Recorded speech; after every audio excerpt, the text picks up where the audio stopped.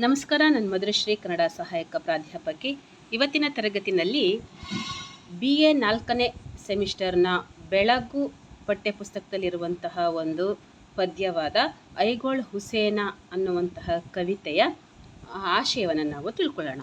ಈ ಒಂದು ಕವಿತೆಯನ್ನು ರಚನೆ ಮಾಡಿರುವಂಥವರು ಸುಮಿತ್ ಮೇತ್ರಿ ಅನ್ನುವಂತಹ ರಚನಾಕಾರರು. ಒಂದು ಹೊಸ ತಲೆಮಾರಿನ ಸಾಹಿತಿಯಾಗಿರುವಂತಹ ಸುಮಿತ್ ಮೇತ್ರಿಯವರು ಈ ಒಂದು ಕವನವನ್ನು ಒಂದು ಹೊಸ ರೀತಿಯಲ್ಲಿ ರಚನೆ ಮಾಡಿರುವಂಥದ್ದನ್ನು ನಾವು ನೋಡ್ಬೋದಾಗಿದೆ.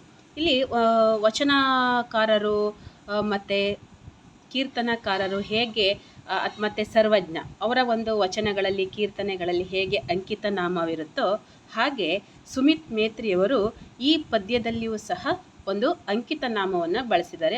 ಅವರು ಬಳಸಿರುವಂತಹ ಅಂಕಿತ ನಾಮ ಏನು ಅಂತಂದರೆ ಐಗೋಳ್ ಹುಸೇನ್ ಅನ್ನುವಂತಹ ಒಂದು ಅಂಕಿತ ನಾಮ. ಐಗೋಳ್ ಹುಸೇನ್ ಅವರು ಸಹ ಉತ್ತರ ಕರ್ನಾಟಕದಲ್ಲಿದ್ದಂತಹ ಒಬ್ಬ ತತ್ವಪದಕಾರರು. ಬಸವಣ್ಣ, ಅಲ್ಲಮ್ಮ ಇವರ ಒಂದು ರೀತಿಯಲ್ಲಿ ತತ್ವಪದಗಳನ್ನ ರಚನೆ ಮಾಡ್ತಿದ್ದಂತಹ ಒಬ್ಬ ತತ್ವಪದಕಾರರು, ಹಾಗೆ ಭಜನಾ ಕಲಾವಿದರಾಗಿದ್ದಂಥವರು ಐಗೋಳ್ ಹುಸೇನ. ಅವರ ಹೆಸರನ್ನು ಅಂಕಿತ ನಾಮವಾಗಿ ಇಟ್ಕೊಂಡು ಸುಮಿತ್ ಮೇತ್ರಿ ಅವರು ಈ ಒಂದು ಪದ್ಯವನ್ನು ರಚನೆ ಮಾಡಿರುವಂಥದ್ದು. ಈ ಪದ್ಯದಲ್ಲಿ ಅವರು ಒಟ್ಟು 12 ಪದ್ಯಗಳಿರುವಂಥದ್ದು, 2 ಭಾಗಗಳಿರುವಂಥದ್ದು.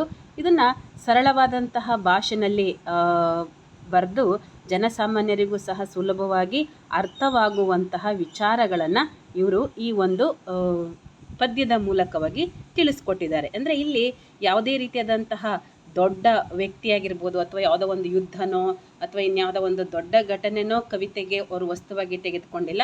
ಬದಲಾಗಿ ಜನಸಾಮಾನ್ಯರ ಜೀವನದ ಶೈಲಿ, ಅವರು ಜೀವನದಲ್ಲಿ ಅನುಸರಿಸಬೇಕಾದಂಥ ಮೌಲ್ಯಗಳು ಮತ್ತು ಸಮಾಜದ ವಿಡಂಬನೆ ಮತ್ತು ಆಧ್ಯಾತ್ಮಿಕ ಚಿಂತನೆಯನ್ನು ವ್ಯಕ್ತಪಡಿಸಿರುವಂಥದ್ದನ್ನು ನಾವು ನೋಡ್ಬೋದಾಗಿದೆ.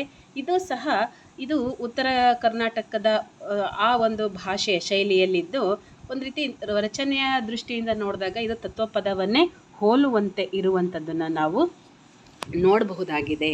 ಇನ್ನು ಈ ಒಂದು ಕವಿತೆಯ ಸಾರಾಂಶವನ್ನು ನಾವು ನೋಡೋದಾದರೆ, ಮೊದಲನೇ ಸಾಲಲ್ಲಿ ಅವರು ಏನು ಹೇಳ್ತಿದ್ದಾರೆ ನೋಡಿ. ಒಂದು ಲೋಕದ ಜನರ ನಡವಳಿಕೆಯನ್ನು ತಿಳಿಸ್ತಿದ್ದಾರೆ. ಏನು ಮಾಡಿದ್ರೂ ಬೈತಾರ, ಮಾಡಿದ್ರೂ ಉಗುಳ್ತಾರ, ಹಂಡ ಬಂಡ ಹವಾಯಿ ಚಪ್ಲಿ, ಕಾಲ್ ರಾಡಿ ದಂಡಿಯಾಗಿದ್ದರು ಕಣ್ಣಗ್ಲಿಸಿ ನಗುತ್ತಾರ ಐಗೋಳ್ ಹುಸೇನ್.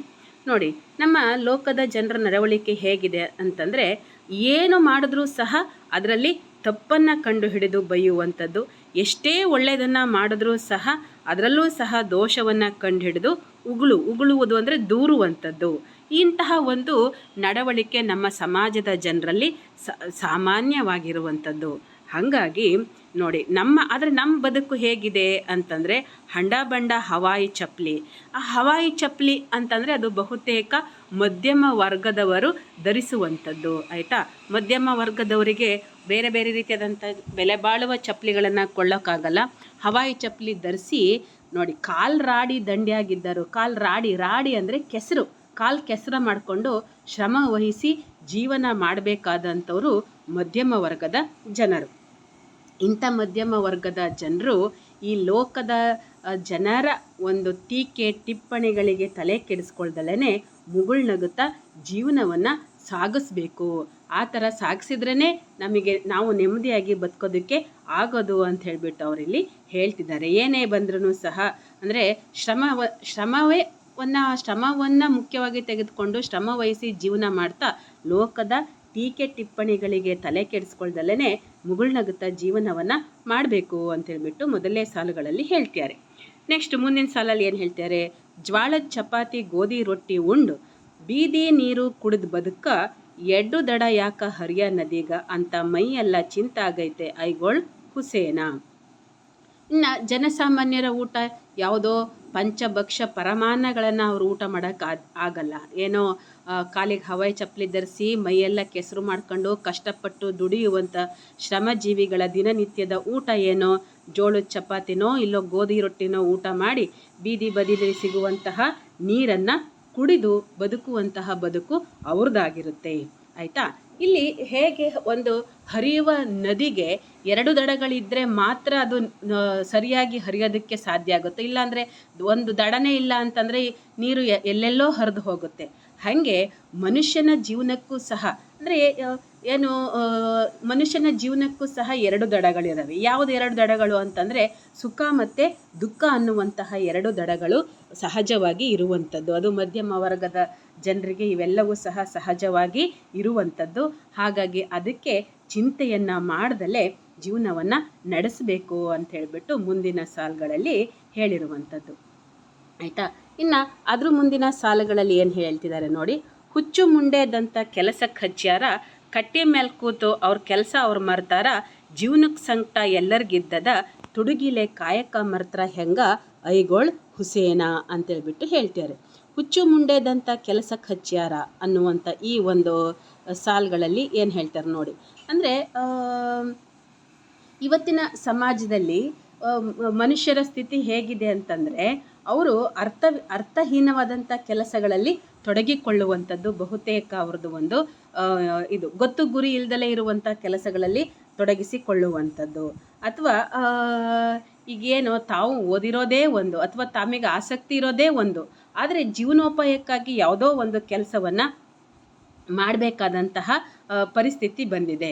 ಹಾಗಾಗಿ ಅಂಥ ಪರಿಸ್ಥಿತಿನಲ್ಲಿ ಅಂಥ ಸನ್ನಿವೇಶದಲ್ಲಿ ಏನಾಗುತ್ತೆ, ಕೆಲಸದ ಬಗ್ಗೆ ಆಸಕ್ತಿ ಇರಲ್ಲ. ಹಾಗಾಗಿ ಎಲ್ಲೋ ಕಟ್ಟೆ ಮೇಲೆ ಕೂತ್ಕೊಂಡು ಏನೋ ವಿಚಾರಗಳನ್ನ ಮಾತಾಡ್ಕೊಳ್ತಾ ತಮ್ಮ ಮಾಡಬೇಕಾದಂಥ ಕೆಲಸವನ್ನು ಅವರು ಮರ್ತು ಬಿಟ್ಟಿದ್ದಾರೆ. ಆದರೆ ನಿಜ ಹೇಳಬೇಕು ಅಂದರೆ ಏನು, ಪ್ರತಿಯೊಬ್ಬರ ಜೀವನದಲ್ಲೂ ಸಹ ನೋವು ಸಂಕಟಗಳು ಇದ್ದೇ ಇರುತ್ತೆ. ಆದರೆ ಆ ನೋವು ಸಂಕಟಗಳನ್ನ ನಾವು ಸರಿಪಡಿಸ್ಕೊಳ್ಬೇಕು, ನಿವಾರಿಸ್ಕೊಳ್ಬೇಕು ಅಂತಂದರೆ ನಾವು ಸರಿಯಾದಂತಹ ಒಂದು ಕಾಯಕವನ್ನು ಹಿಡಿದು ಕೆಲಸವನ್ನು ಮಾಡಬೇಕು. ಅಂದರೆ ಸರಿಯಾದಂಥ ಒಂದು ಕೆಲಸವನ್ನು ನಾವು ನಿಷ್ಠೆಯಿಂದ ನಾವು ಮಾಡ್ತಾ ಇರುವಂಥ ಕೆಲಸವನ್ನು ನಿಷ್ಠೆಯಿಂದ ಮಾಡಬೇಕಾಗುತ್ತೆ. ಆಯಿತಾ, ನಾವು ಕೆಲಸವನ್ನು ಮರೆತು ಬಿಟ್ಟು ಬೇರೆ ಇನ್ಯಾವುದೋ ಒಂದು ಕೆಲಸದಲ್ಲಿ ತೊಡಗಿಸ್ಕೊಂಡ್ರೆ ಅಥವಾ ಮಾತುಕತೆಯಲ್ಲಿ ಮುಳುಗಿ ಹೋದರೆ, ಇದು ನಮಗೆ ಇಷ್ಟ ಇಲ್ಲದ ಕೆಲಸ ಮಾಡೋಕ್ಕಾಗಲ್ಲ ಅಂತ ಕೂತ್ಕೊಂಡ್ರೆ, ಅಥವಾ ಇನ್ನೇನೋ ನಮಗೆ ಈ ಕೆಲಸ ಆಗಬರಲ್ಲ ಅಂತ ಅಂದ್ಕೊಂಡ್ರೆ ಜೀವನ ಇನ್ನೂ ಕಷ್ಟ ಆಗ್ತದೆ. ಹಾಗಾಗಿ ನಾವು ಕಾಯಕವನ್ನು ಮರಿಬಾರ್ದು. ಏನೇ ಕೆಲಸ ಸಿಗಲಿ ಆ ಕೆಲಸವನ್ನು ನಿಷ್ಠೆಯಿಂದ ನಾವು ನ್ಯಾಯಯುತವಾದ ರೀತಿಯಲ್ಲಿ ತಮ್ಮ ಕಾಯಕವನ್ನು ಮಾಡಬೇಕು. ಅದು ಬಿಟ್ಟು ಯಾವುದೋ ಕೆಲಸದಲ್ಲಿ ತೊಡಗಿಸ್ಕೊಳ್ಳೋದು, ಅದು ಇಷ್ಟ ಇಲ್ಲ ಅನ್ನೋ ಕಾರಣಕ್ಕೋಸ್ಕರವಾಗಿ ಎಲ್ಲೋ ಸೋಮಾರಿಗಳಾಗಿ ಅದು ಇದು ವಿಚಾರಗಳನ್ನು ಮಾತಾಡ್ತಾ ಕಾಲಹರಣ ಮಾಡುವಂತಹ ಒಂದು ಕೆಲಸವನ್ನು ನಾವು ಮಾಡೋಕ್ಕೆ ಹೋಗ್ಬಾರ್ದು. ಅಂದರೆ ಯಾವ್ಯಾವುದೋ ಹುಚ್ಚುಮುಂಡೆದಂಥ ಯಾವ್ಯಾವುದೋ ಕೆಲಸಗಳಲ್ಲಿ ತೊಡಗಿಸ್ಕೊಳ್ಳುವಂಥದ್ದು ಆದರ್ಶವೇ ಇಲ್ಲ. ಮಾಡುವಂಥ ಕೆಲಸ ಆದರ್ಶವಿಲ್ಲದ ಕೆಲಸ. ಬರೀ ದುಡಿಯೋದಕ್ಕೋಸ್ಕರನೇ ಮಾಡ್ತೀವಿ ಹೊರತು ಹಣ ಸಂಪಾದನೆಗೋಸ್ಕರ ಕೆಲಸ ಮಾಡ್ತಾರೆ ಕೆಲವರು. ಆದರೆ ಅದರಲ್ಲಿ ಯಾವುದೇ ರೀತಿಯಾದಂಥ ಆದರ್ಶ ಇರಲ್ಲ. ಇನ್ನು ಕೆಲವರು ಅನಿವಾರ್ಯವಾಗಿ ತಮಗಿಷ್ಟ ಇಲ್ಲದಿರುವಂತಹ ಕೆಲಸವನ್ನು ಮಾಡ್ತಾ ಇರ್ತಾರೆ. ಕೊನೆಗೆ ಆ ಕೆಲಸ ಇಷ್ಟ ಆಗದಲೇ ಎಲ್ಲೋ ಕಟ್ಟೆ ಮೇಲೆ ಕೂತ್ಕೊಂಡು ಸೋಮಾರಿಗಳಾಗಿ ಕಾಲಹರಣ ಮಾಡುವಂಥದ್ದು, ಆಮೇಲೆ ಜೀವನ ಕಷ್ಟ ಸಂಕಟ ಅನ್ನುವಂಥದ್ದು. ಆದರೆ ನಿಜ ಹೇಳಬೇಕು ಅಂದರೆ ಜೀವನ ಕಷ್ಟ ಆಗಬಾರ್ದು, ಸಂಕಟ ಆಗಬಾರ್ದು ಅಂತಂದರೆ ನಾವು ಯಾವುದಾದ್ರೂ ಒಂದು ಕೆಲಸವನ್ನು ಶ್ರದ್ಧೆಯಿಂದ ಮಾಡಿ ನಮ್ಮ ಜೀವನವನ್ನು ಸುಧಾರಿಸ್ಕೊಳ್ಬೇಕು. ಆಯಿತಾ, ಅದನ್ನು ಬಿಟ್ಬಿಟ್ಟು ಸುಮ್ಮನೆ ಕಾಲಹರಣ ಮಾಡಿಕೊಂಡು ಕೆಲಸವನ್ನು ಮರೆತರೆ ನಮ್ಮ ಜೀವನ ಸುಧಾರಣೆ ಆಗೋದಿಲ್ಲ ಅಂತ ಹೇಳ್ಬಿಟ್ಟು ಹೇಳ್ತಾರೆ. ಹೆಂಗೆ ಸುಧಾರಣೆ ಆಗುತ್ತೆ ಅಂತ ಹೇಳ್ಬಿಟ್ಟು ಅವರು ಪ್ರಶ್ನೆ ಮಾಡ್ತಿದ್ದಾರೆ. ನೆಕ್ಸ್ಟು ಮುಂದಿನ ಸಾಲಲ್ಲಿ ಏನು ಹೇಳ್ತೀರಿ ನೋಡಿ. ಹರಿದ ಬದುಕನ್ನ ತ್ವಾಟದಾಗ ಬಣ್ಣ ಬಣ್ಣದ ಸುಣ್ಣ ಸುರುವಿ ತ್ಯಾಪಿ ಹಚ್ಚಿ ಮೆರೀತಾರ ಅಂತೇಳ್ಬಿಟ್ಟು. ಅಂದರೆ ಇವತ್ತಿನ ಜನರ ಒಂದು ಸ್ವಭಾವವನ್ನು ಅವರು ಈ ಸಾಲುಗಳಲ್ಲಿ ಹೇಳ್ತಾರೆ.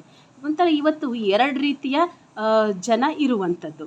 ಒಂದು ರೀತಿಯ ಜನ ಹೆಂಗೆ ಅಂತಂದರೆ, ಹರಿದ ಬದುಕನ್ನ ತ್ವಾಟದಾಗ ನಾವು ಒಂದು ಗಾದೆ ಹೇಳ್ತೀವಿ, ಹೊಟ್ಟೆಗೆ ಹಿಟ್ಟಿಲ್ಲ ಜುಟ್ಟಿಗೆ ಮಲ್ಲಿಗೆ ಹೂವು ಅಂತ ಹೇಳಿಬಿಟ್ಟು ಒಂದು ಗಾದೆ ಹೇಳಿದೆ. ಹಾಗೆ ಜೀವನ ಏನಾಗಿ ಹೋಗಿದೆ ಅಂದರೆ ಹರಿದ ಬದುಕಾಗಿ ಹೋಗಿದೆ. ಅಂದರೆ ಏನೂ ಇಲ್ಲ ಒಳಗಡೆ. ಅಂದರೆ ಹೇಗೆ ತೋಟ ಒಳಗೆ ಹೋಗಿರೋ ಗಿಡ ಎಲ್ಲ ಗಿಡದ ಎಲೆಗಳೆಲ್ಲ ಉದುರಿ ಒಂಥರ ತೋಟದಲ್ಲಿ ಏನೂ ಕಳೆನೇ ಇಲ್ಲ, ಅಂಥ ತೋಟದ ಹಾಗೆ ಜೀವನ ಆಗಿದೆ. ಅಂದರೆ ಜೀವನದಲ್ಲಿ ಹರಿದು ಹೋದ ತೋಟ ಅಥವಾ ಒಣಗಿ ಹೋದ ತೋಟದ ಥರ ಆಗಿದೆ. ಆಯಿತಾ, ಅಂದರೆ ಬದುಕಲ್ಲಿ ಸಿಕ್ಕಾಬಟ್ಟೆ ಸಮಸ್ಯೆ ಇದೆ, ಕಷ್ಟ ಇದೆ, ತೊಂದರೆ ಇದೆ. ಆದರೆ ಅದನ್ನು ತೋರಿಸ್ಕೊಳ್ಳದಲ್ಲೇ ಜನ ಹೆಂಗೆ ಶೋ ಅಪ್ ಅಂತಾರಲ್ಲ, ತಾವೇನೋ ತುಂಬ ಚೆನ್ನಾಗಿದ್ದೀವಿ ಅಂತ ಹೇಳಿಬಿಟ್ಟು ಏನು ಮಾಡುವಂಥದ್ದು, ತೋರಿಸ್ಕೊಳ್ಳುವಂಥದ್ದು ಆಯಿತಾ. ಬದುಕು ಕಷ್ಟದಲ್ಲಿದ್ರೂ ಸಹ ಅದನ್ನು ಸರಿಪಡಿಸ್ಕೊಳ್ಳೋ ಬದಲು ಏನು ಮಾಡ್ತಾರೆ ಅಂತಂದರೆ, ಈಗ ತೋಟ ಕೆಟ್ಟು ಹೋಗಿದ್ರೂ ಸಹ ಸುಣ್ಣ ಬಣ್ಣ ಸುರುವಿ ಅದನ್ನು ಮೇಲೆ ನೋಡೋರ ಕಣ್ಣಿಗೆ ಚೆನ್ನಾಗಿದೆ ಅನ್ನೋ ಥರ ತೋರಿಸೋದು ಆಯಿತಾ. ಅದೇ ಥರ ಬದುಕು ಒಳಗಡೆ ಕೆಟ್ಟು ಹೋಗಿದ್ರು ಹಾಳಾಗಿದ್ರೂ ಸಹ ಏನು ಮಾಡ್ತಾರೆ, ಏನೋ ನಾವು ಬಣ್ಣ ಬಣ್ಣದ ಬಟ್ಟೆಗಳನ್ನ ಹಾಕ್ಕೊಂಡ್ಬಿಟ್ಟು ಏನೋ ನಾವು ಚೆನ್ನಾಗಿದ್ದೀವಿ ಅಂತ ತೋರಿಸ್ಕೊಳ್ಳುವಂತಹ ಪ್ರಯತ್ನವನ್ನು ಮಾಡುವಂತಹ ಜನ ಒಂದು ಕಡೆ, ಆ ಥರದ ಜನ ಇದ್ದಾರೆ. ಇನ್ನು ಅಷ್ಟೇ ಅಲ್ಲ, ಇನ್ನು ಕೆಲವೊಂದು ಜನ ಹೇಗಿದ್ದಾರೆ ನಮ್ಮ ಸಮಾಜದಲ್ಲಿ ಅಂತಂದರೆ, ಹಸಿದ ಹೊಟ್ಟೆಗಳ ಮರೆತು ಕೆಲವರಿಗೆ ಶ್ರೀಮಂತಿಕೆ ಇದೆ, ಆದರೆ ಆ ಶ್ರೀಮಂತಿಕೆ ಇದ್ದಾಗ ಅವರು 4 ಜನರಿಗೆ ಸಹಾಯ ಮಾಡುವಂತಹ ಗುಣವನ್ನು ಬೆಳೆಸ್ಕೊಳ್ಳೋ ಬದಲು ಹಸಿದ ಹೊಟ್ಟೆಗಳ ಮರೆತು ಹುಬ್ಬೇರಿಸಿ ದಿಮಾಕು ಮಾಡ್ತಾರಾ. ತಾವು ಮಾತ್ರ ಐಷಾರಾಮಿ ಬದುಕನ್ನು ಬದುಕ್ತಾ ಇದ್ದಾರೆ, ನಮ್ಮ ಸುತ್ತಮುತ್ತನೇ ಹಸಿದ ಹೊಟ್ಟೆಯಿಂದ ಇರುವಂಥ ಜನರು ಇದ್ದಾರೆ ಅನ್ನುವಂಥದ್ದನ್ನು ಮರೆತು ಅವ್ರ ಮುಂದೆನೇ ಐಷಾರಾಮಿ ಜೀವನವನ್ನು ಮಾಡುವಂತಹ ಜನರನ್ನ ನಾವು ಕಾಣ್ತೀವಿ ಅಂತೇಳ್ಬಿಟ್ಟು. ಈ ಥರ 2 ವರ್ಗದ ಜನ. ಒಂದು ವರ್ಗದ ಜನ ಬದುಕು ಬಡತನದಲ್ಲಿದ್ರೂ ಸಹ ತಾವೇನೋ ಚೆನ್ನಾಗಿದ್ದೀವಿ ಅಂತ ಹೊಟ್ಟೆಗೆ ಹಿಟ್ಟಿಲ್ದಿದ್ರು ಜುಟ್ಟಿಗೆ ಮಲ್ಲಿಗೆ ಹೂ ಥರ ಬದುಕುವಂಥದ್ದು ಒಂದು ಜನ. ಆದರೆ ಇನ್ನು ಒಂದು ವರ್ಗದ ಜನ ಜೀವನದಲ್ಲಿ ಸಾಕಷ್ಟು ಸಮಸ್ಯೆಗಳಿದ್ರೂ, ಇನ್ನೊಂದು ವರ್ಗದ ಜನ ಏನು ಅಂದರೆ ಸಮಸ್ಯೆಗಳಿರುವಂಥ ಜನರಿದ್ದಾರೆ, ಬಡತನದಲ್ಲಿ ಇರುವಂಥ ಜನರಿದ್ದಾರೆ, ಅವರನ್ನು ಮರೆತುಬಿಟ್ಟು ಅವರೆದುರಿಗೆ ದಿಮಾಕು ಮಾಡಿ ಅಹಂಕಾರವನ್ನು ಮಾಡುವಂತಹ ಜನರು ಇದ್ದಾರೆ. ಅವ್ರ ಬಗ್ಗೆ ಗಮನ ಹರಿಸ್ದಲೇ ಅವ್ರ ಮುಂದೆನೇ ಐಷಾರಾಮಿ ಬದುಕನ್ನು ಬದುಕುವಂತಹ, ತಮ್ಮ ವೈಭವವನ್ನು ಪ್ರದರ್ಶಿಸುವಂತಹ ಏನು ನೋಡಿ ಅಂಥ ಬಡ ಜನರ ಮುಂದೆ ದೊಡ್ಡ ದೊಡ್ಡ ಹಬ್ಬಗಳನ್ನ ಸಮಾರಂಭಗಳನ್ನ ಏರ್ಪಡಿಸ್ತಾರೆ ಆಯಿತಾ. ಪಕ್ಕದಲ್ಲಿ ಹಸಿದ ಹೊಟ್ಟೆನವ್ರು ಇದ್ದರೂ ಸಹ, ಹಸಿದವರಿಗೆ ಅನ್ನ ನೀಡದೇ ಇದ್ದರೂ ಸಹ ಇಲ್ಲಿ ದೊಡ್ಡ ದೊಡ್ಡ ಕಾರ್ಯಕ್ರಮಗಳನ್ನ ಏರ್ಪಡಿಸಿ ಉಳಿದ ಅನ್ನವನ್ನು ತಗೊಂಡು ಹೋಗಿ ರಸ್ತೆ ಬದಿಗೆ ಸುರಿಯುವಂತಹ ಜನರು, ತೋರಿಕೆಯ ಬದುಕನ್ನು ಬದುಕುವಂತಹ ಜನರು, ಸುತ್ತಮುತ್ತಲಿನ ಜನರ ಕಷ್ಟಕ್ಕೆ ಸ್ಪಂದಿಸುವಂಥ ಜನರಿದ್ದಾರೆ ಅಂತ ಹೇಳಿಬಿಟ್ಟು ಹೇಳ್ತಾರೆ. ಇವತ್ತಿನ ಜನರ ಮನಸ್ಥಿತಿ, ಬದುಕಿನ ವಾಸ್ತವವನ್ನು ಅವರು ತೋರಿಸ್ತಾ ಇದ್ದಾರೆ. ಇನ್ನು ಮುಂದಿನ ಸಾಲುಗಳಲ್ಲಿ ಏನು ಹೇಳ್ತಾರೆ ನೋಡಿ, ಹಕ್ಕಿ ಗೂಡಾಗೈತಿ ತಲೆ ಮ್ಯಾಳಗಿ ಜರಿಯಾಗಿ ಹರಿದೈತೆ ದಾಡಿ ಹೊಟ್ಟೆ ಕೆಳಗ ಜಾರಿದ ಲಿಂಗ ಕಚಿಪಿಚಿ ಅರಬಿ ಮಾತ್ರ ಹೊಲಸ ತಿಪ್ಪಿ ಮೂಗು ಮುರಿತಾರ ಎದಿ ಕೋಲಿಯೊಳಗ ಹೊಲಸ ತುಂಬಿ ವಿಚಿತ್ರ ಮ್ಯಾಗ ಟಿಪ್ ಟಾಪ್ ಆಗಿ ಉಲ್ಕಲೆ ಸರ್ಕಸ್ ನಡೆಸ್ಯಾರ ಐಗೋಳ್ ಹುಸೇನ. ಇಲ್ಲಿ ನೋಡಿ, ಇವತ್ತಿನ ಒಂದು ಯುವ ಜನಾಂಗ ಹೆಂಗಿದೆ, ಯುವ ಜನಾಂಗ ಬದುಕುವ ಶೈಲಿ ಹೇಳ್ತೀರಿ ನೋಡಿ. ಹಕ್ಕಿ ಗೂಡಾಗೈತಿ ತಲೆ ಮ್ಯಾಳಿಗೆ. ಇವತ್ತಿನ ಜನರ ಒಂದು ಕೇಶ ವಿನ್ಯಾಸವನ್ನು ನೋಡಿ, ಒಳ್ಳೆ ಹಕ್ಕಿ ಗೂಡು ಥರಕ್ಕೆ ಅಗಗ್ಲ ಚಪ್ರದ ಥರ ಎಲ್ಲ ಮಾಡ್ಕೊಂಡಿರ್ತಾರೆ. ಜರಿಯಾಗಿ ಹರಿದೈತೆ ದಾಡಿ ನೀರಿನ ಹಾಗೆ ಇಷ್ಟು ಉದ್ದುದ್ದ ಏನು ಮಾಡಿರ್ತಾರೆ, ಅವರು ಗಡ್ಡವನ್ನು ಬಿಟ್ಕೊಂಡಿರ್ತಾರೆ ಆಯಿತಾ. ಹೊಟ್ಟೆ ಕೆಳಗೆ ಜಾರಿದ ಲಿಂಗ, ಏನು ಈ ಲಿಂಗ, ಇವೆಲ್ಲ ಒಂದು ದೈವತ್ವದ ಸಂಕೇತಗಳು. ಆ ದೈವತ್ವದ ಸಂಕೇತವನ್ನು ಏನು ಮಾಡ್ತಿದ್ದಾರೆ ಅವರು, ಅದನ್ನು ಕೇವಲ ಬಾಹ್ಯ ಅಲಂಕಾರಿಕವಾಗಿ ಪ್ರದರ್ಶಿಸುವಂಥದ್ದು. ಅವರಲ್ಲಿ ಮನಸ್ಸಲ್ಲಿ ನಿಜವಾದಂಥ ಭಕ್ತಿ ಇಲ್ಲ, ಆದರೆ ದೈವತ್ವದ ಸಂಕೇತ ಆಗಿರುವಂಥ ಆ ಹಣೆ ಮೇಲೆ 3 ನಾಮ ಹಾಕ್ಕೊಳ್ಳೋದು ಅಥವಾ ರುದ್ರಾಕ್ಷಿ, ವಿಭೂತಿ ಅಥವಾ ಲಿಂಗ, ಇವನ್ನೆಲ್ಲವನ್ನು ಅವರು ಅದನ್ನು ಒಂದು ಫ್ಯಾಷನ್ ರೀತಿಯಲ್ಲಿ ಬಳಸ್ತಾ ಇರುವಂಥದ್ದು, ಬಾಹ್ಯ ಪ್ರದರ್ಶನಕ್ಕೋಸ್ಕರವಾಗಿ ಅವರು ಬಳಸ್ತಾ ಇರುವಂಥದ್ದನ್ನು ನಾವು ನೋಡ್ಬೋದಾಗಿದೆ. ಕಚಿಪಿಚಿ ಅರಬಿ ಮಾತ್ರ ಹೊಲಸ ತಿಪ್ಪಿ. ಕಚಿಪಿಚಿ ಅರಬಿ ಅಂದರೆ ಬಟ್ಟೆ, ಅವರು ಧರಿಸುವಂಥ ಬಟ್ಟೆ ಎಲ್ಲೆಲ್ಲೋ ಅಲ್ಲಲ್ಲಿ ತೂತಾಗಿರುವಂಥದ್ದು, ದೊಗಳೆ, ಈ ಥರ ವಿಚಿತ್ರ ಬಟ್ಟೆಗಳನ್ನು ಧರಿಸ್ತಾರೆ. ನೋಡೋದಕ್ಕೆ ಮಾತ್ರ ಟಿಪ್ ಟಾಪ್ ಆಗಿ ಏನೋ ಇದಾಗಿ ಕಾಣಿಸ್ತಾರೆ, ಆದರೆ ಒಳಗಡೆ ಮಾತ್ರ ಪೂರ್ತಿ ಹೊಲಸೆ ತುಂಬಿದೆ, ಕೆಟ್ಟ ಆಲೋಚನೆಗಳೇ ಏನಾಗಿರುವಂಥದ್ದು ತುಂಬಿರುವಂಥದ್ದು. ಬಾಹ್ಯದಲ್ಲಿ ಏನೋ ದೈವತ್ವದ ಸಂಕೇತ ಆಗಿರುವಂಥ ಇದೆಲ್ಲವನ್ನು ಯಾವುದೋ ವಿಚಿತ್ರವಾಗಿರುವಂತಹ ಕೇಶ ವಿನ್ಯಾಸ ಮಾಡಿಕೊಂಡು ವಿಚಿತ್ರವಾಗಿರುವಂತಹ ಬಟ್ಟೆಯನ್ನು ಧರಿಸ್ಕೊಂಡು ಸಾಮಾನ್ಯ ಜನರನ್ನ ಕಂಡ್ರೆ ಚೀತು ಅಂತ ಮೂಗು ಮುರಿಯುವಂಥದ್ದು ಆಯಿತಾ. ಆ ನೋಡೋದಕ್ಕೆ ಮಾತ್ರ ಟಿಪ್ ಟಾಪ್ ಆಗಿ ಕಾಣಿಸ್ತಾರೆ, ಆದರೆ ಇಂಥವರು ಒಳಗಡೆ ಪೂರ್ತಿ ಏನಾಗಿರುವಂಥದ್ದು ಹೊಲಸೆ ತುಂಬಿರುವಂಥದ್ದು. ನೋಡೋದಕ್ಕೊಳ್ಳೆ ಸರ್ಕಸ್ ವ್ಯಕ್ತಿಗಳ ಹಾಗೆ ಇವರು ಕಾಣಿಸ್ತಾರೆ. ಇವತ್ತಿನ ಒಂದು ಯುವ ಜನಾಂಗ ಒಂಥರ ಸರ್ಕಸ್ ಅಥವಾ ನಾಟಕದ ವ್ಯಕ್ತಿಗಳ ಹಾಗೆ ಕಾಣಿಸ್ತಾರೆ ಅಂತೇಳ್ಬಿಟ್ಟು ಅವರು ಹೇಳ್ತಿದ್ದಾರೆ. ನೆಕ್ಸ್ಟು ಮುಂದಿನ ಸಾಲಲ್ಲಿ ಏನು ಹೇಳ್ತಿದ್ದಾರೆ ನೋಡಿ, ಗುಡ್ಡ ಏರುವ ಸೂರ್ಯ ಮರಿಲಾರದೆ ಇಳಿದು ಬರುವಾಗ ಹಚ್ಚಿಕೊಂಡ ನೋವು ಹೊರದೂಡಿ ಶರಣರ ಮನದಲ್ಲಿ ನಮಿಸಿ ಸಂತರ ಮೀರಿಸುವ ಬದುಕ ನಡೆಶಾನ ಐಗೋಳ್ ಹುಸೇನ್. ಇನ್ನು ಮುಂದಿನ ಸಾಲಲ್ಲಿ ಏನು ಹೇಳ್ತಿದ್ದಾರೆ ನೋಡಿ, ಗುಡ್ಡ ಏರುವ ಸೂರ್ಯ ಮರಿಲಾರದೆ ಇಳಿದು ಬರುವಾಗ ಗುಡ್ಡ ಏರುವ ಸೂರ್ಯ ಅಂದರೆ ಸಾಮಾನ್ಯ ಸಂದರ್ಭದಲ್ಲಿ ಹೆಂಗಿರ್ತದೆ, ಸೂರ್ಯ ಬೆಳಗ್ಗೆ ಪೂರ್ವದಲ್ಲಿ ಹುಟ್ಟಿ ಮೇಲ್ಭಾಗಕ್ಕೆ ಹೋಗಿ ಸಾಯಂಕಾಲ ಹೇಗೆ ಮುಳುಗುವಂಥ ಸಂದರ್ಭದಲ್ಲಿ ಕೆಳಕ್ಕೆ ಇಳಿದು ಬರ್ತಾನೋ, ಆಯಿತಾ, ಮೇಲಕ್ಕೆ ಏರಿದಂಥ ಸೂರ್ಯ ಕೆಳಕ್ಕೆ ಇಳಿದು ಬರ್ತಾನೋ ಹಾಗೆ ಮನುಷ್ಯನ ಜೀವನದಲ್ಲೂ ಸಹ ಏನೋ ಅಧಿಕಾರ, ಯೌವನ, ಸಂಪತ್ತು ಇವೆಲ್ಲ ಒಂದು ಹಂತದಲ್ಲಿ ಮೇಲಕ್ಕೆ ಏರಿರ್ಬೋದು. ಆದರೆ ಏರಿರುವಂಥದ್ದು ಮತ್ತೆ ಯಾವತ್ತಾದರೂ ಒಂದಿನ ಇಳಿಬಹುದು, ಇಲ್ದೇ ಹೋಗ್ಬೋದು. ಅದು ಶಾಶ್ವತ ಅಲ್ಲ. ಅಧಿಕಾರ, ಯೌವನ, ಸಂಪತ್ತು ಇದ್ಯಾವುದೂ ಸಹ ಶಾಶ್ವತ ಅಲ್ಲ. ಏರಿದ ಮೇಲೆ ಯಾವತ್ತೂ ಇಳಿಲೇಬೇಕು ಅನ್ನುವಂಥದ್ದು ಪ್ರಕೃತಿಯ ನಿಯಮ. ಅದೇ ಥರ ಅದನ್ನು ಮನುಷ್ಯರು ಅರ್ಥ ಮಾಡ್ಕೋಬೇಕು. ಹಾಗೆ ಮನುಷ್ಯನ ಜೀವನದಲ್ಲಿ ಏನು ಕಷ್ಟಗಳು ಅಷ್ಟೇ. ಇವತ್ತು ಕಷ್ಟಗಳಿದ್ದರೆ ಆ ಕಷ್ಟಗಳಿಗೆ ಒಂದಲ್ಲ ಒಂದಿನ ಪರಿಹಾರ ಇದ್ದೇ ಇರುತ್ತೆ. ಇವತ್ತಿನ ದುಃಖದ ಜೀವನ ಕಳೆದು ಒಂದಲ್ಲ ಒಂದು ಸುಖದ ಜೀವನ ಬಂದೇ ಬರುತ್ತೆ. ಹಾಗಾಗಿ ಹಚ್ಚಿಕೊಂಡ ನೋವು ಹೊರದೂಡಿ ಶರಣರ ಮನದಲ್ಲಿ ನಮಿಸಿ. ಹಾಗಾಗಿ ಜೀವನದಲ್ಲಿ ನಮಗೆ ಎಷ್ಟೋ ಕಷ್ಟಗಳಿರ್ತವೆ, ಅವು ಯಾವುದೂ ಸಹ ಶಾಶ್ವತ ಅಲ್ಲ. ಎಲ್ಲವಕ್ಕೂ ಒಂದು ದಿನ ಪರಿಹಾರ ಇದ್ದೇ ಇರುತ್ತೆ, ಎಲ್ಲವೂ ಒಂದಿನ ದೂರ ಆಗೇ ಆಗುತ್ತೆ ಅಂತೇಳ್ಬಿಟ್ಟು ಆ ನೋವುಗಳನ್ನು ಮರೆತುಬಿಟ್ಟು ಶರಣರ ಮನದಲ್ಲಿ ನಮಿಸಿ.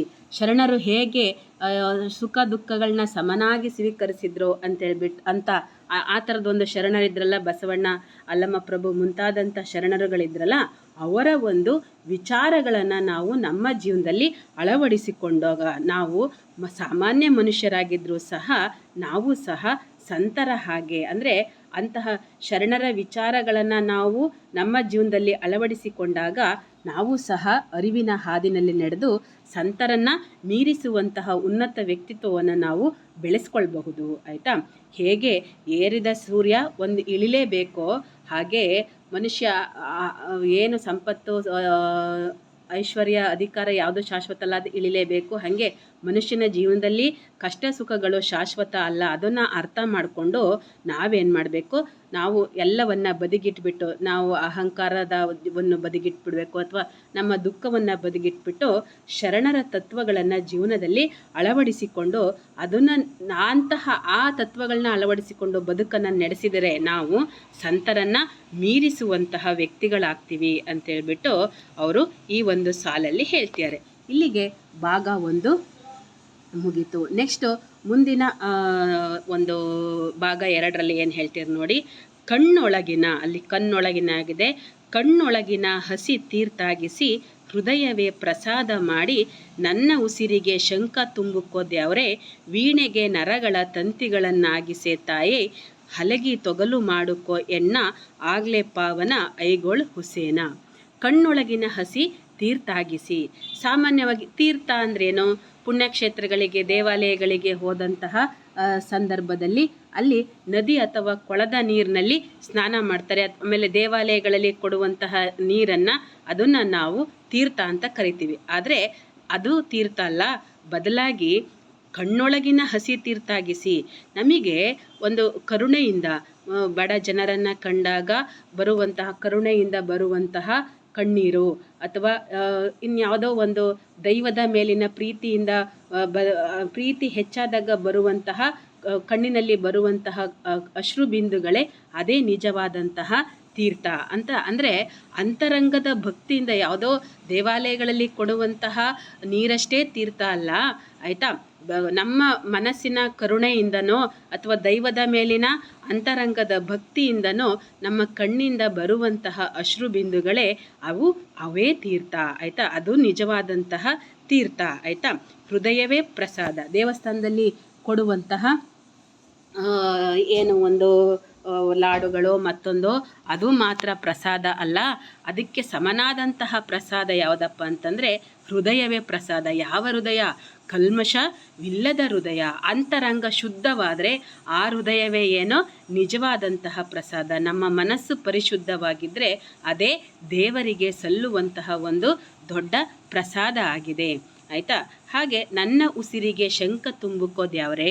ದೇವಸ್ಥಾನದಲ್ಲಿ ಶಂಖ ಊದಿದಾಗ ಒಂದು ಪವಿತ್ರ ವಾತಾವರಣ, ಪಾಸಿಟಿವ್ ವಾತಾವರಣ ಹೇಗೆ ನಿರ್ಮಾಣ ಆಗುತ್ತೋ ಹಾಗೆ ನಾವು ಶುದ್ಧವಾದಂತಹ ಜೀವನವನ್ನು ನಡೆಸಿದಂಥ ಸಂದರ್ಭದಲ್ಲಿ ನಮ್ಮ ಹೃದಯ ಶುದ್ಧವಾಗಿದ್ದರೆ ನಮ್ಮ ಉಸಿರಿನ ನಾವು ಉಸಿರಾಡುವಂಥ ಪ್ರತಿಯೊಂದು ಉಸಿರು ಸಹ ಶಂಖದ ಹಾಗೆ ಶುದ್ಧವಾದ ಪವಿತ್ರವಾದಂತಹ ವಾತಾವರಣವನ್ನು ನಿರ್ಮಾಣ ಮಾಡುತ್ತೆ.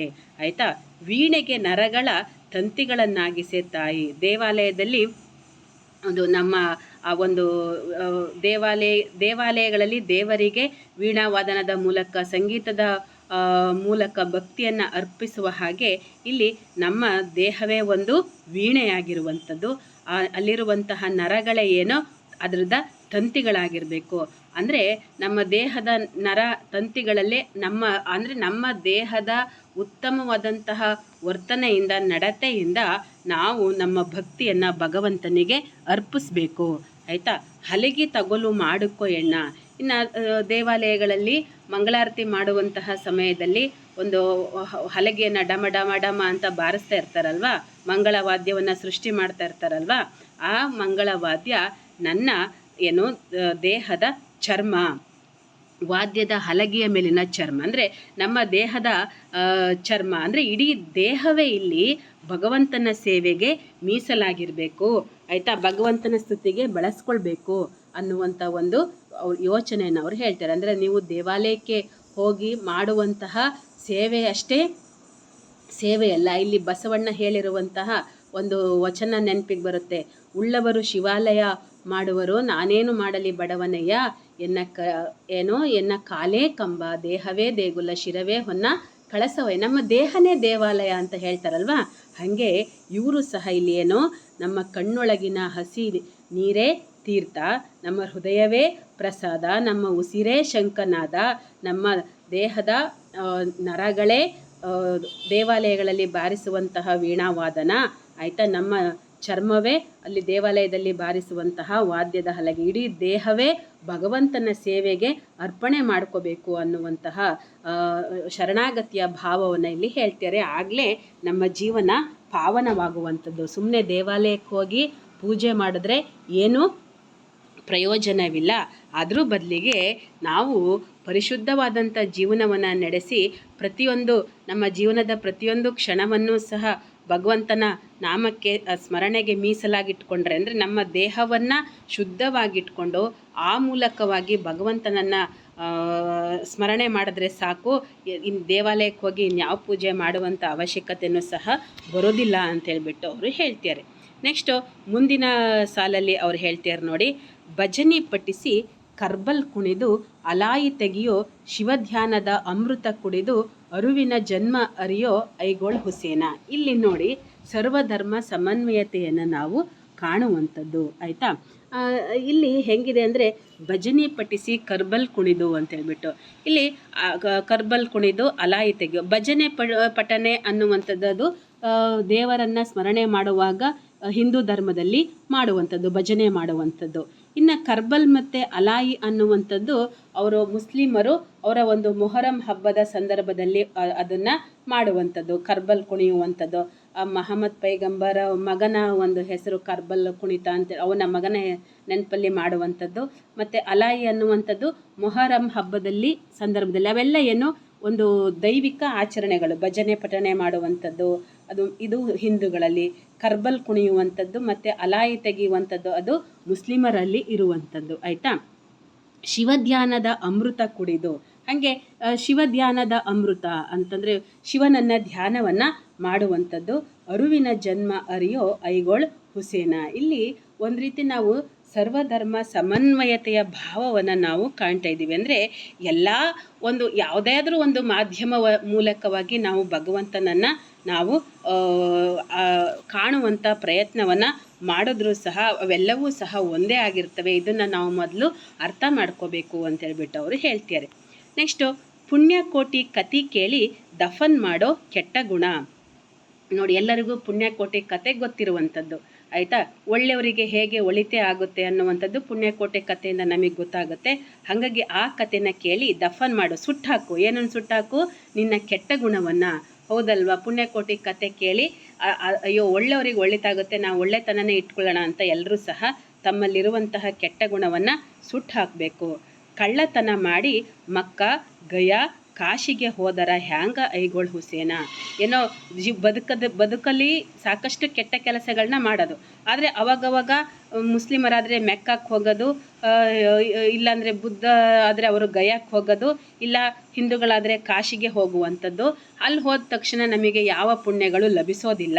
ಯಾಕೆ ಅಂತಂದರೆ ಕೆಟ್ಟ ಗುಣ ಕಳ್ಳತನವನ್ನು ಕಲ್ತ್ಕೊಂಡಿದ್ದು ಎಲ್ಲಿಗೆ ಹೋದರೂ ಸಹ ನಮಗೆ ಭಗವಂತ ನಮ್ಮನ್ನು ಕ್ಷಮಿಸೋದಿಲ್ಲ.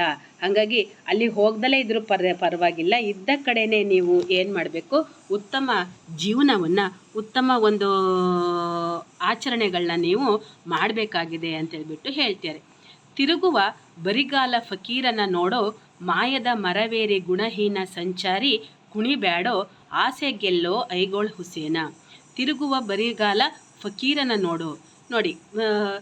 ಫಕೀರ ಅಂದರೆ ಒಂಥರ ಸನ್ಯಾಸಿ, ಮುಸ್ಲಿಂ ಸನ್ಯಾಸಿ ಅಥವಾ ಸನ್ಯಾಸಿಗಳು ಯಾರೇ ಆಗಿರಲಿ, ಅವ್ರನ್ನ ನೋಡಿ ಬರಿಗಾಲಿನಲ್ಲಿ ಊರೂರನ್ನ ತಿರುಗ್ತಾ ಇರ್ತಾರೆ. ಯಾವುದೇ ರೀತಿಯಾದಂತಹ ಆಸ್ತಿ ಪಾಸ್ತಿ ಅನ್ನುವಂಥದ್ದು ಅವರಿಗೆ ಏನೂ ಇಲ್ಲ, ಯಾವುದೇ ರೀತಿಯಾದಂಥ ಭೋಗ ವಿಲಾಸ ಏನೂ ಸಹ ಇಲ್ಲ. ಆಯಿತಾ, ಅವರೇ ನಿಜವಾದಂಥ ಜ್ಞಾನಿಗಳು, ಅಂತಹ ನಿರ್ಲಿಪ್ತ ಜೀವನವನ್ನು ನಡೆಸ್ತಾ ಇರುವಂತಹ ನಿಜವಾದಂತಹ ಜ್ಞಾನಿಗಳು. ಅವ್ರನ್ನ ನೋಡಿ ತಿಳ್ಕೊ, ನೀನು ಹೇಗೆ ಬದುಕ್ಬೋದು ಅನ್ನುವಂಥದ್ದನ್ನು ನೀವು ಬರಿಗಾಲಲ್ಲಿ ತಿರುಗುವ ಫಕೀರನನ್ನು ನೋಡಿ ತಿಳ್ಕೊಳ್ಳಿ. ಸುಮ್ಮನೆ ಮಾಯದ ಮರ ಏರಿ ಯಾವ್ಯಾವುದೋ ಆಸೆ ಅಸೂಯೆ ಅನ್ನುವಂತಹ ಮಾಯೆಯ ಒಳಗಡೆ ನೀವು ಮುಳುಗಬೇಡಿ. ಆಯಿತಾ, ಗುಣಹೀನಿಗಳಾಗಬೇಡಿ.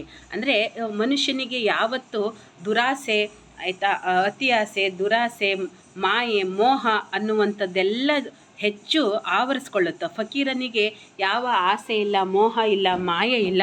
ಆಯಿತಾ, ನಿರ್ಲಿಪ್ತನಾಗಿ ಸಂತೋಷದ ಊರೂರು ಸುತ್ಕೊಂಡು ಸಂತೋಷದ ಬದುಕನ್ನು ಸುತ್ತಾ ಇರ್ತಾನೆ, ಮಾಡ್ತಾ ಇರ್ತಾನೆ. ಆಯಿತಾ, ಆದರೆ ಸಾಮಾನ್ಯ ಮನುಷ್ಯರು ಹೆಂಗೆ ಅಂತಂದರೆ ಅವರಿಗೆ ಯಾವ್ಯಾವುದೋ ಮಾಯದ ಮರ ಅಂದರೆ ಇಲ್ಲಿ ದುರಾಸೆ ಇರುತ್ತೆ, ಆಯಿತಾ, ಮೋಹ ಇರುತ್ತೆ, ಲೋಭ ಇರುತ್ತೆ, ಇನ್ನೇನೋ ಮಾಡಬೇಕು ಮತ್ತೇನೋ ಅನ್ನುವಂತಹ ಒಂದು ಅತಿಯಾದಂತಹ ಒಂದು ಆಸೆಯಿಂದಾಗಿ ಅವರು ಏನಾಗ್ತಿದ್ದಾರೆ, ಗುಣಹೀನರಾಗ್ತಾರೆ. ಗುಣಹೀನರು ಅಂದರೆ ಕೆಟ್ಟದ್ದನ್ನು ಮಾಡ್ತಾ ಹೋಗ್ತಾರೆ. ಆಯಿತಾ, ಹೆಚ್ಚಿನ ಇಲ್ಲಿ ಗುಣ ಅಂದರೆ ಏನೋ ಅಂದರೆ ಒಂದು ಗುಣ ಅಂದರೆ ಇಲ್ಲಿ 3 ತ್ರಿಗುಣಗಳು ಅಂತ ಹೇಳ್ತಾರೆ. ಸತ್ವ, ರಜಸ್ಸು, ತಮಸ್ಸು ಅಂತ ಹೇಳಿಬಿಟ್ಟು. ಆಯಿತಾ, ಸತ್ವ, ರಜಸ್ಸು, ತಮಸ್ಸು ಇದೆಲ್ಲವನ್ನು ಬಿಟ್ಟಂಥವನು, ಈ 3 ಗುಣಗಳನ್ನು ಬಿಟ್ಟಂಥವನು ಯಾರಾಗ್ತಾನೆ, ಅವನು ಒಬ್ಬ ಫಕೀರ ಆಗಿರ್ತಾನೆ. ಆಯಿತಾ, ಅವನಿಗೆ ಯಾವುದ್ರ ಮೇಲೂ ಸಹ ಮೋಹ ಇಲ್ಲ, ಅಹಂಕಾರ ಇಲ್ಲ, ಯಾವುದರ ಭಾರ ಇಲ್ಲದಲೇ ಹಗುರವಾಗಿ ಸಂಚರಿಸುವವನನ್ನು ನಾವು ಫಕೀರ ಅಂತ ಕರಿತೀವಿ. ಆದರೆ ಈ ಮೋಹ ಮಾಯೆಗಳಿಗೆ ಒಳಗಾಗಿ ಮನುಷ್ಯರು ಏನೇನೋ ಹಣ, ಅಧಿಕಾರ, ಏನೇನಕ್ಕೋ ಆಸೆ ಪಟ್ಕೊಂಡು ಏನೇನೋ ಮಾಡ್ತಾ ಹೋಗ್ತಾರೆ. ಹಾಗಾಗಿ ಇದನ್ನೆಲ್ಲ ಬಿಟ್ಬಿಡು, ನೀನು ಆಸೆ ಗೆಲ್ಲೋ, ಆಸೆಯನ್ನು ಗೆಲ್ಲು ನೀನು, ಅದನ್ನು ನಿಯಂತ್ರಣದಲ್ಲಿ ಇಟ್ಕೋ. ಬುದ್ಧ ಹೇಳ್ದಂಗೆ ಆಸೆಯೇ ದುಃಖಕ್ಕೆ ಮೂಲ ಅಂತ ಹೇಳಿದಾರಲ್ವ. ಹಾಗಾಗಿ ನೀನು ಆಸೆಯ ಮರವನ್ನು ಏರಿ ಬಿದ್ದು ನರಳುವ ಬದಲು ಆಸೆಯನ್ನು ನಿಯಂತ್ರಣದಲ್ಲಿ ಇಟ್ಕೋ, ಎಲ್ಲವನ್ನು ಗೆಲ್ಲು. ಫಕೀರನ ಹಾಗೆ ಹಗುರವಾದಂತಹ ಬದುಕನ್ನು ಬದುಕು. ಆಗ ನಿನಗೆ ಕೆಟ್ಟತನ ಅನ್ನುವಂಥದ್ದು ಬರೋದೇ ಇಲ್ಲ. ಈಗ ಉದಾಹರಣೆಗೆ ನಾವು ನಮ್ಮ ಇವರಿದ್ರಲ್ವ ಅಬ್ದುಲ್ ಕಲಾಂ, ಒಂಥರ ಹಾಗೆ ಫಕೀರ್ ಅಂತಾರ. ಅವರು ರಾಷ್ಟ್ರಪತಿ ಆದಾಗ ಒಂದು ಸೂಟ್ ಕೇಸ್ ತೊಗೊಂಡು ಹೋಗಿದ್ರಂತೆ, ರಾಷ್ಟ್ರಪತಿ ಭವನದಲ್ಲಿ ವಾಸ ಬರುವಾಗಲೂ ಅದೇ ಸೂಟ್ ಕೇಸ್ ಎತ್ಕೊಂಡು ಬಂದರು ಅಷ್ಟೇ. ಯಾವುದೇ ಅವರು ಒಂಥರ ಏನೋ ಫಕೀರನ ಹಾಗೆ ಇದ್ದಂತಹ ವ್ಯಕ್ತಿ. ಅಂತಹ ವ್ಯಕ್ತಿತ್ವವನ್ನು ಬೆಳೆಸ್ಕೊಳ್ಳಿ ಅಂತೇಳ್ಬಿಟ್ಟು ಹೇಳ್ತಾರೆ. ಅಂದರೆ ವೈರಾಗ್ಯ ಮತ್ತು ಸರಳತೆಯ ಪಾಠವನ್ನು ಅವರು ಈ ಒಂದು ಸಾಲುಗಳಲ್ಲಿ ಹೇಳ್ತಿದ್ದಾರೆ. ಆಯಿತಾ, ಮಾಯೆಯ ಜಾಲದಿಂದ ಹೊರಬನ್ನಿ, ಆಸೆಗಳನ್ನು ಹತ್ತಿಕ್ಕಿ. ಆಯಿತಾ, ಒಬ್ಬ ಫಕೀರನ ಹಾಗೆ ಹಗುರಾಗಿ ಎಲ್ಲ ರೀತಿಯಾದಂತಹ ಮಾಯೆಗಳನ್ನು ಬಿಟ್ಟು, ಆಯಿತಾ, ಫಕೀರನ ಹಾಗೆ ಹಗುರಾಗಿ ಬದುಕಬೇಕು ಅಂತೇಳ್ಬಿಟ್ಟು ಹೇಳ್ತಾರೆ. ಮತ್ತೆ ಅದನ್ನೇ ಮುಂದುವರಿಸ್ತಿದ್ದಾರೆ. ಏನಂತ, ಗುಡ್ಡ ಏರುವ ಸೂರ್ಯ ಮರಿಲಾರದೆ ಇಳಿದು ಬರುವಾಗ ಹಚ್ಚಿಕೊಂಡ ನೋವು ಹೊರದೂಡಿ ಶರಣರ ಮನದಲ್ಲಿ ನಮಿಸಿ ಸಂತರ ಮೀರಿಸುವ ಬದುಕ ನಡೆಸನ ಐಗೋಳ್ ಹುಸೇನ.